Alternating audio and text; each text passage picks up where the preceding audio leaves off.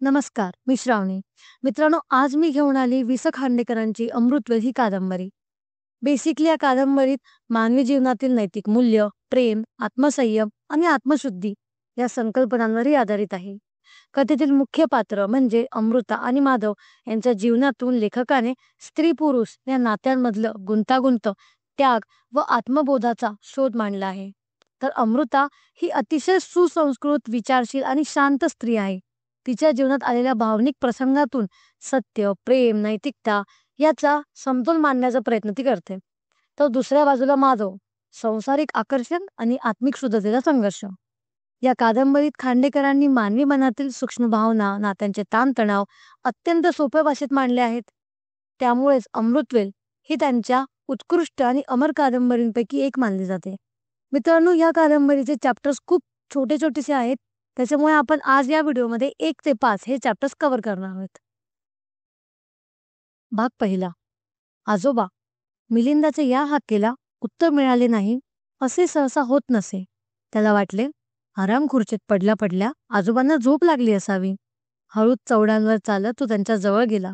तरीही आजोबा हलले नाहीत, बोलले नाहीत. त्यांच्या मांडीवर एक पुस्तक पडले होते. ते उघडे होते, मात्र ते पाहत होते समोर एका मोठ्या फोटोकडं. मिलिंदाला त्या फोटोतली आपली आई काही केलं आठवत नसे. आजोबांचे डोळे उघडे होते. त्यांचे विचित्र पाहणे बघून मिलिंदाला कसेसेच झाले. दर सोमवारी आजीबरोबर तो बाबुलनाथच्या देवळात जाई. तिथे बसलेल्या एका आंधळ्याच्या थाळीत आजी 1 पैसा टाकी. प्रत्येक वेळी तो त्या आंधळ्याच्या डोळ्यांकडे पाहत राहील, कुतूहलाने पण मनातल्या मनात भयभीत होऊन. मग त्या अनामिक भीतीने त्याचे मन काजळून जाई. आजोबांकडे पाहता पाहता त्या आंधळ्याच्या डोळ्यांची आठवण झाली त्याला. दादांनी पुस्तकाबरोबर डोळेही मिटले. थकलेल्या म्हाताऱ्या हमालाने पुष्य करावे तसे त्यांनी श्रीहरी श्रीहरी असे उद्गार काढले. लागले नेत्र रे पैलतिरी, ही ओळ ते गुणगुणले. मग उदास हास्य करीत ते पुटपुटले. पैलतिरी काव्य, नुसतं काव्य. कुणाशी तरी बोलत असल्याप्रमाणे त्यांनी नकारार्थी मान हलवली. पण जणू त्यांना म्हणायचे होते की जीवन समुद्र विशाल आहे, चित्रविचित्र, जितका सुंदर तितकाच भयंकर आहे. पण त्याला ना ऐलतीर ना पैलतीर. या समुद्रात माणसाचं भक्ष करणारी मासळी भरपूर आहेत, मात्र माणूस ज्यांचं भक्ष बनू शकतो असे शार्क मासेही काही त्यात थोडे थोडके नाहीत. भाग दुसरा. सुस्कारा सोडून दादांनी डोळे उघडले. किती वाजले हे पाहण्याकरिता त्यांनी मान वळवली.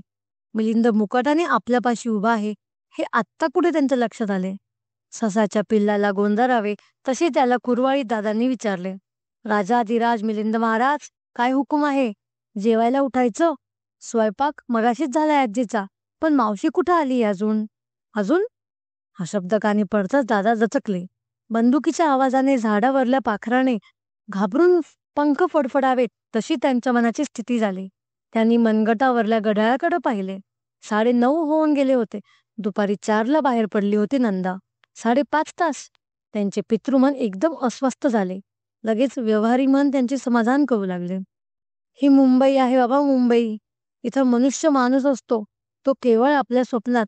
एरवी एका यंत्रातला एक क्षुद्र खिळा, एवढीच त्याची किंमत. पेंगुळलेल्या मिलिंदाने जांभई दिली. त्याची पाठ थोपटे दादा म्हणाले, मावशीची वाट बघत बसू नकोस आता, जा जेव जा आधी. आहो माई, तक्रारीच्या स्वरात मिलिंद उत्तरला. मी नाही जेवणार मावशी आल्याशिवाय. जेवल्यावर कालची गोष्ट सांगणार आहे ती पुढं. मी सांगेन तुला गोष्ट, मग तर झालं. मावशी सारख्या गोष्टी कुठे येतात तुम्हाला? आम्हाला नाही आवडत तुमच्या रामाच्या आणि शिवाजीच्या गोष्टी. मग त्याने रंगात येऊन बोलू लागावे तसा मिलिंद सांगू लागला. आजोबा, मावशीच्या कालच्या गोष्टीत की नाही एक भूत आहे, मोठं भूत, सबंध म्हणतात त्याला. भूताच्या गोष्टी खूप खूप आवडतात मला. कालच्या त्या गोष्टीत की नाही एक राजाचा मुलगा आहे, त्याचं नाव आमलेट. या आमलेटच्या बापाचं भूत येतं त्याला भेटायला. मिलिंदाचा सबंध म्हणजे संबंध आणि राजपुत्र आमलेट म्हणजे हॅमलेट. हे लक्षात येताच दादांना हसू आले, पण या चिमुकल्या वक्त्याचा विरस होऊ नये म्हणून त्यांनी ते आवरले. मात्र मनात ते नंदावर नाराज झाले.